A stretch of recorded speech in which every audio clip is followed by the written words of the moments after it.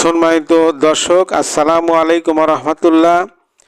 সম্মানিত বন্ধুগণ, আজ অত্যন্ত কার্যকর একটি ঔষধি গাছ নিয়ে আপনাদের সম্মুখে আমি হাজির হয়েছি। আপনারা যদি আজকের এই ভেষজটি কালেকশন করে সেবন করতে পারেন, তাহলে একাধিকবার আপনি যৌন মিলন করতে পারবেন, অর্থাৎ সহবাস করতে পারবেন এবং আপনার স্ত্রীকে আপনি আনন্দ দিতে পারবেন।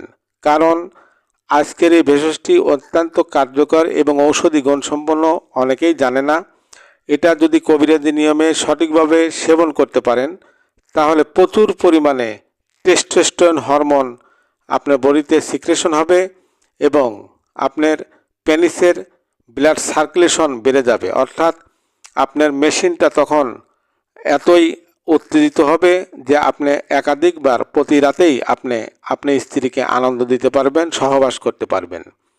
সুপ্রিয় বন্ধুগণ, এছাড়া এই ভেষজটি আরও অনেক কাজেই ব্যবহার হয়ে থাকে।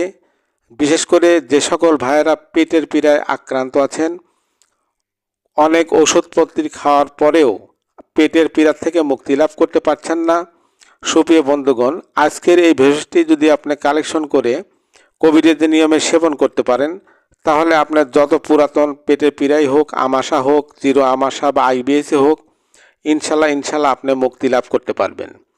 সুপ্রিয় বন্ধুগণ, আমি জানিয়ে দেব কোন নিয়মে আপনি এই ঔষধটি যদি সেবন করেন একাধিকবার সহবাস করতে পারবেন। আমি এখনই জানিয়ে দেব। তার পূর্বে ছোট্ট অনুরোধ থাকবে, আপনি যদি আমাদের চ্যানেলে নতুন এসে থাকেন, সাবস্ক্রাইব করে বেল বাটনটি চেপে রাখবেন, যাতে চিকিৎসা বিষয়ক নতুন আপডেট ভিডিওগুলো সবার আগে পৌঁছে যায় আপনার কাছে। সুপ্রিয় বন্ধুগণ, এই ভেষজটি কিন্তু যে সকল ভাই ও বোনেরা খাবার প্রতি অরুচি, তারা যদি সেবন করে তাদের পক্ষেও খুবই উপকৃত হবে এবং খাবার রুচি বেড়ে যাবে কয়েক গুণ। সুপ্রিয় বন্ধুগণ, প্রথমে যে কাজটি করতে হবে, আপনি স্ক্রিনে যেটা দেখতে পাচ্ছেন, এটা আমরুল শাক। তো প্রথমে সুপ্রিয় বন্ধুগণ, এই আমরুল শাকগুলো উঠিয়ে নিতে হবে।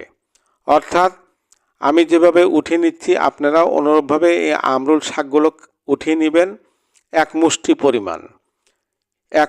পরিমাণ নেওয়ার পরে এটা সুন্দর করে থেতো করে নিয়ে, যদি 2 চা চামচ রস বের করে এর সহিত 2 চা চামচ খাঁটি মধু মিশিয়ে প্রতিদিন সকালে খালি পেটে সেবন করতে পারেন 1 মাস, তাহলে দেখা যাবে আপনার যৌন সক্ষমতা কয়েক গুণ বেড়ে গেছে এবং আপনার স্ত্রী আপনার কাছে মাপ চাইতে বাধ্য হবে, আমি চ্যালেঞ্জ করে বলতে পারি। সুপ্রিয় বন্ধুগণ, যদি ভিডিওটি ভালো লেগে থাকে, লাইক, কমেন্ট, শেয়ার করতে ভুলবেন না। সবাই সুস্থ এবং ভালো থাকবেন, এ প্রত্যাশা রেখে আজ এখানে বিদায় নিচ্ছি। আল্লাহ হাফেজ।